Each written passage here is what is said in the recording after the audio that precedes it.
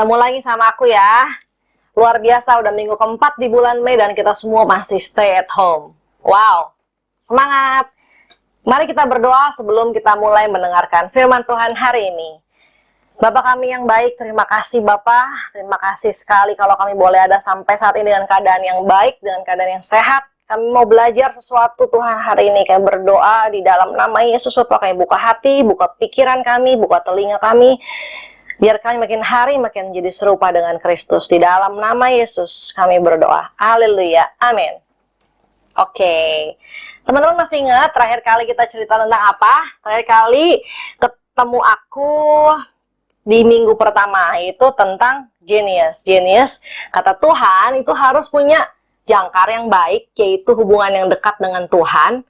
Terus persiapan yang maksimal dari diri kita sendiri dengan terus-menerus mengerjakannya terus-menerus. Nah, lebih jauh daripada itu, setelah kita berusaha terus, teman-teman mau nggak sih kalau setiap langkah kita itu seperti ada pengawalnya, seperti ada sesuatu yang berjaga-jaga buat kita, seperti ada sesuatu yang ngejagain kita supaya kita nggak jatuh. Mau nggak setelah kita berjalan, berusaha menjadi lebih jenius, kita tuh selalu dijaga, ada pengawal, ada bodyguard kita, yang bikin kita selalu nggak jatuh, meminimalin kita jatuh. Saya sih mau loh. Amin. Sepanjang jalan kita akan dilindungi, kita akan dijaga, kita dikawal sama sesuatu itu. Wow. Apakah sesuatu itu? Amsal 4 ayat 5-6. Mari kita baca bersama-sama. Acquire wisdom.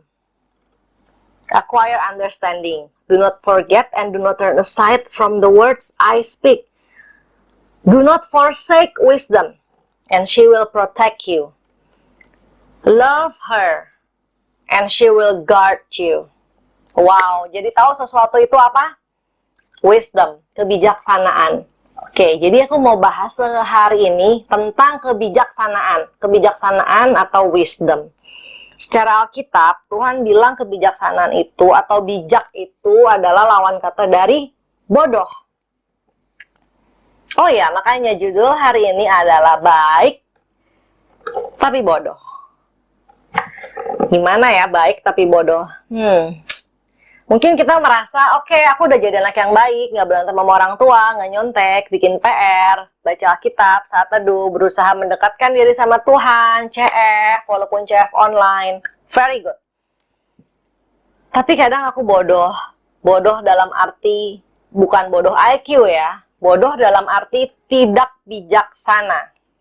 Nah, untuk memperjelas hal ini, aku mau ceritain sesuatu dari kisah yang udah kita sering dengar atau minimal pernah dengar lah. Soal gadis yang membawa pelita. Teman-teman tahu? Matius 25. Ini Tuhan Yesus sendiri yang bilang. Tuhan Yesus mau mengajarkan soal kerajaan sorga. Gadis-gadis yang bijaksana dan yang bodoh. Oke, pada waktu itu hal kerajaan sorga sama umpama 10 gadis yang mengambil pelita-pelitanya dan pergi menyongsong pengantin. Jadi zaman pernikahan Yahudi itu, orang-orang yang mau ikut pernikahan, pesta pernikahan, mereka itu harus menunggu malam hari di gedung pernikahan. Gedung pernikahannya udah tahu, hari pernikahannya udah tahu, tapi jam berapanya mereka nggak tahu, yang pasti setelah gelap. Jam berapanya mereka nggak bisa tahu. Kebayang nggak teman-teman? Kalau sekarang mah di undangan udah jelas. Oke, jam 7 sampai jam 9 malam. Enak. Kalau dulu nggak gitu. Dulu kita harus nunggu di depan gedung pertemuannya. Oke, mereka kapan datangnya ya? Oke, 1 jam lagi, 2 jam lagi, 3 jam lagi. Nggak ada yang tahu. Yang pasti malam ini. Gitu. Nah, jadi ditulis lagi nih. Ayat 2. 5 diantaranya bodoh. Dan 5 diantaranya bijaksana. 5 of the virgins are fools, and 5 were wise. Gadis-gadis yang bodoh membawa pelitanya, tetapi tidak membawa minyak. Sedangkan gadis-gadis yang bijaksana membawa pelitanya dan minyak dalam buli-buli. Tetapi karena mempelai itu lama tidak datang-datang, mereka ngantuk dan mereka tertidur. Waktu tengah malam, terdengarlah teriakan, mempelai datang, mempelai datang. Gadis-gadisnya yang bodoh itu bilang ke gadis yang bijaksana, aduh, minyak kami udah habis nih, lampu kami mati deh bentar lagi, bagi dong minyaknya.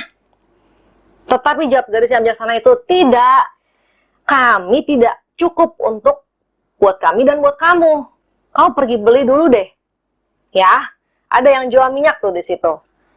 Oke, ayat 10, akan tetapi gadis-gadis waktu mereka pergi beli minyak, datanglah mempelainya.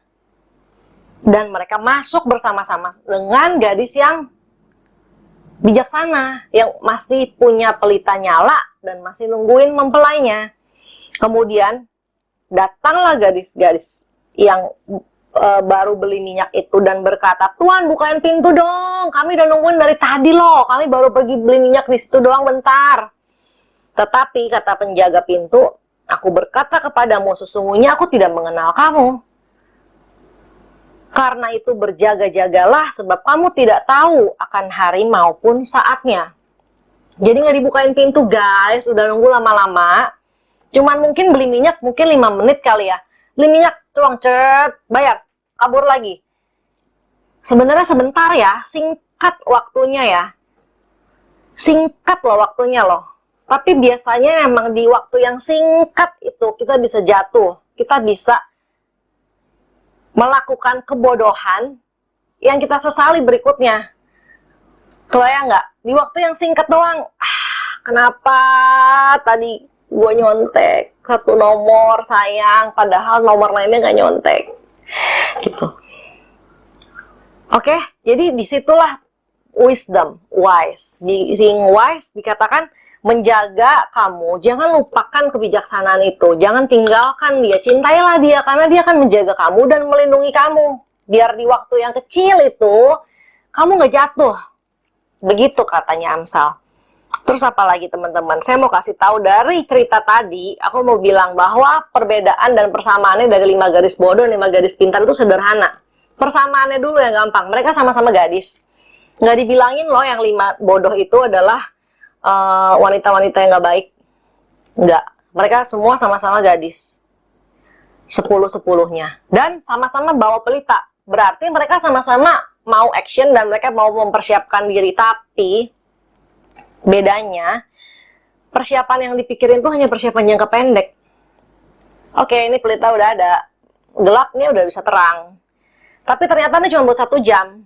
Mereka nggak pikir kalau belum datang pengantinnya setelah 1 jam, atau setelah 2 jam, atau setelah 3 jam, habis lampunya, gelap dong. Mereka nggak mikir, gitu. Itulah bedanya. Yang satu, yang bijaksana, mereka bawa minyaknya. Mereka memikirkan jangka panjangnya, teman-teman. Dan jangka pendek dengan jangka panjang itu dibedakan dengan, kalau kita memikirkan jangka panjang, berarti kita mau membuat latihan lebih banyak. Contohnya apa, teman-teman? Latihan menabung. Yang bisa kita lakukan dari kita sekolah. You know what I mean? Bijaksana itu bukan hal yang tinggi-tinggi di langit. Bijaksana itu berbicara hal-hal yang kita harus bisa kerjakan saat kita ada di bumi.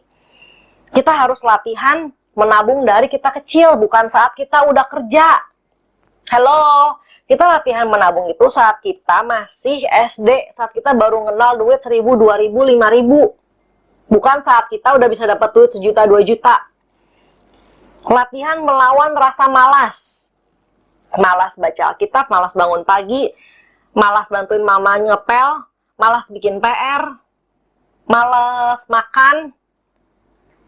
Latihan itu dimulai dari sekarang, dari masa muda, dari kecil.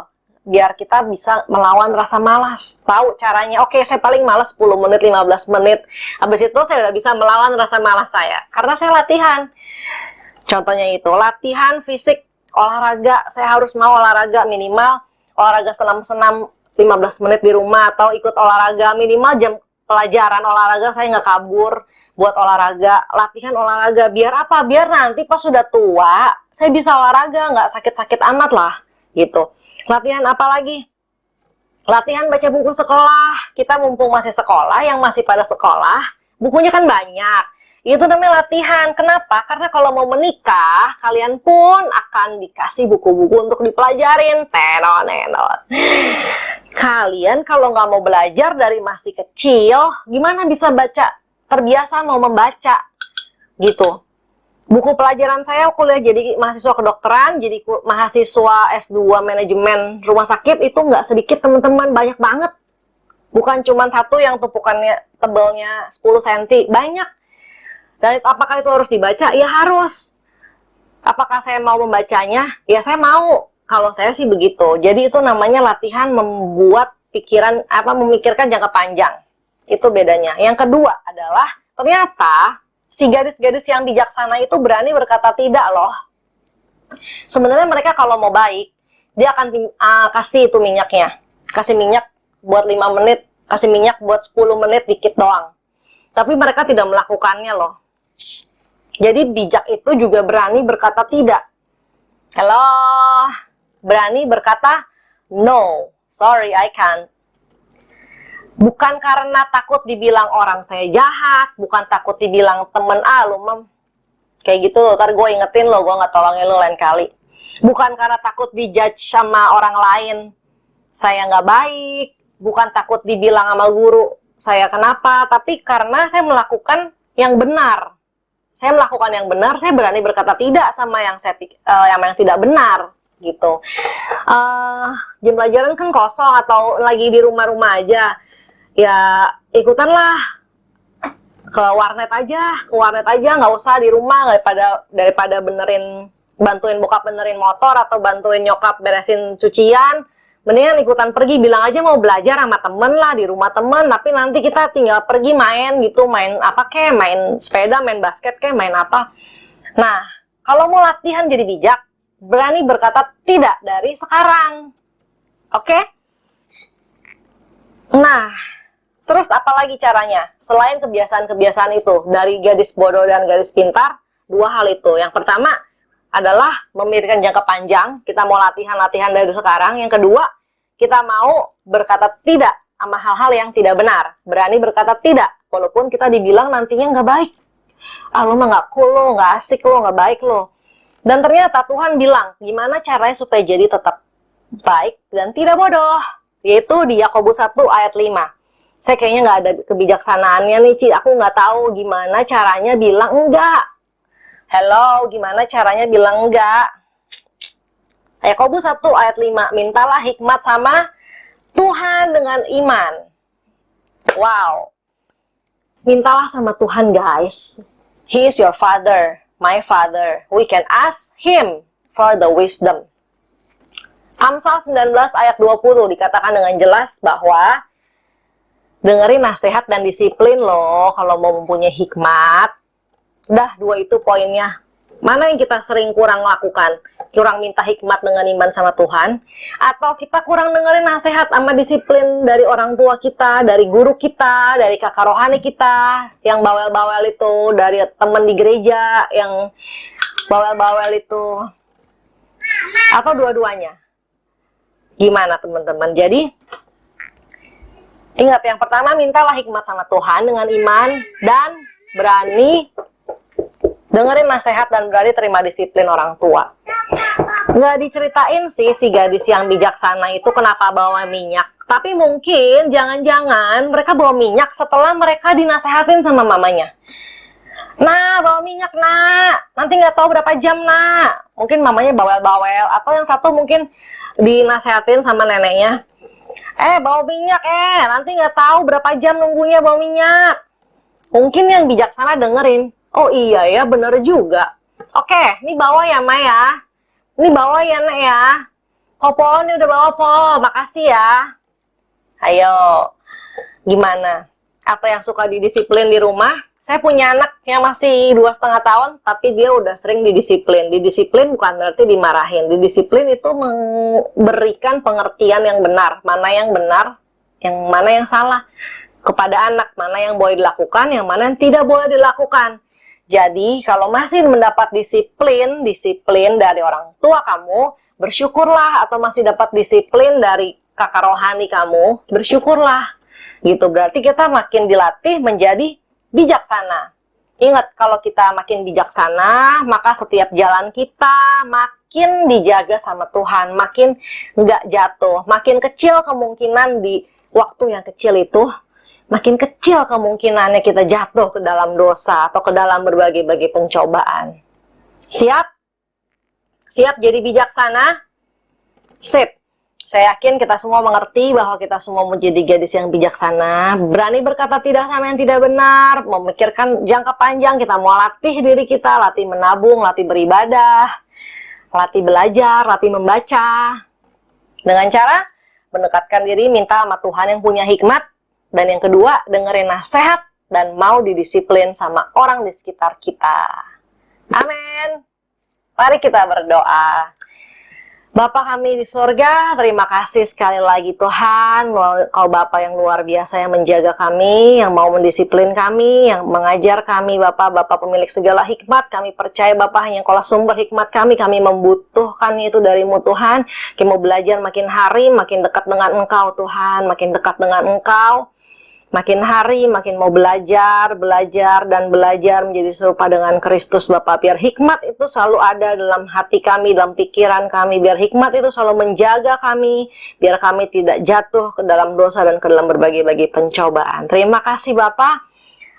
Bapa, aku berdoa Bapa, biarlah ada berkat Allah Abraham, Ishak dan Yakub Bapa menyertai anak-anakmu dari sekarang sampai Maranatha tiba. Persekutuan yang manis dengan Roh Kudus dan hikmatnya dari Kristus, darimu Yesus menyertai sampai selama-lamanya. Dalam nama Yesus kami berdoa. Amin. God bless you.